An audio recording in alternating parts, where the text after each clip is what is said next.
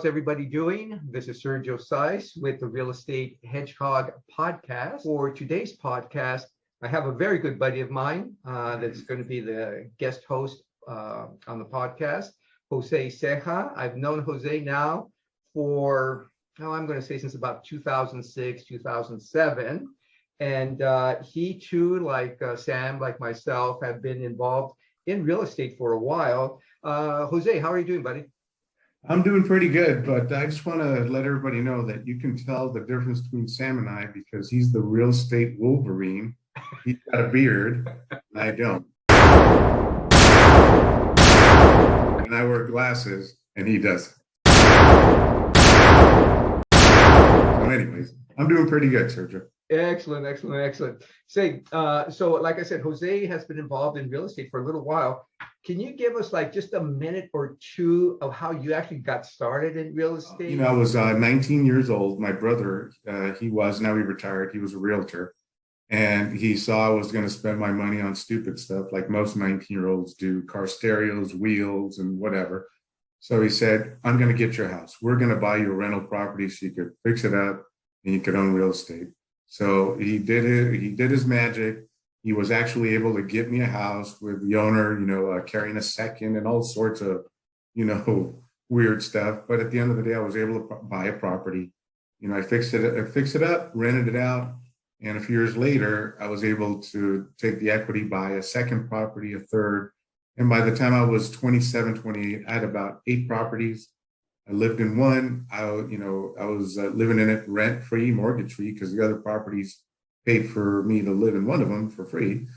And then, unfortunately, I got married and divorced in about 2000, and I had to sell, a lot of my properties just to, kind of make ends meet. I was making $900 a month. I was going to school. I was paying, thankfully, it was community college, so it was about $12 a semester, I kid you not, plus books.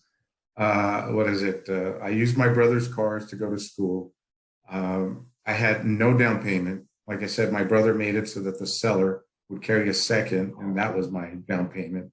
Nice. And all sorts of other maneuvering to help me qualify with co-signers and such. And, I have 5 brothers, 3 sisters. I'm the youngest. So, I was able to, again, qualify for this, loan and this property and, just by the skin of my teeth. And I'll be honest with you, if, a light bulb had gone out at the property, I'd probably go under because I was month to month.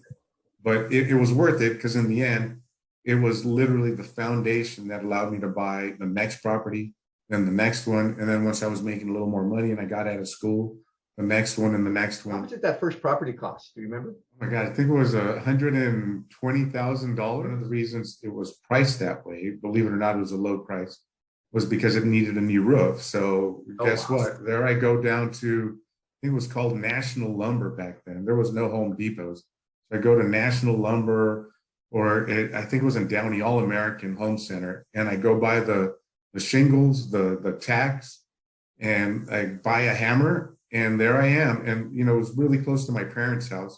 So people would see me on the roof with this hammer and, this bag full of tacks. And there I am, putting another layer of roofing shingles on the house because I couldn't afford to remove the old shingles, dump them, and replace the roof the way it should have been done, right?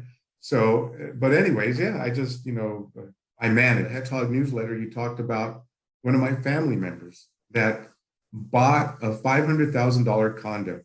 And I was just so saddened to hear that my family member put down 20% on this $500,000 condo. And she's a first-time home buyer. All she had to do was put down 3.5%, about $20,000. And she could have held on to those other 80 for whatever emergency came up. Yes, her payment would be higher. Yes, she would have PMI.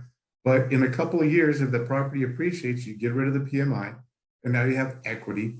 So your payment's going to be the same. You might be able to refinance if interest rates come down.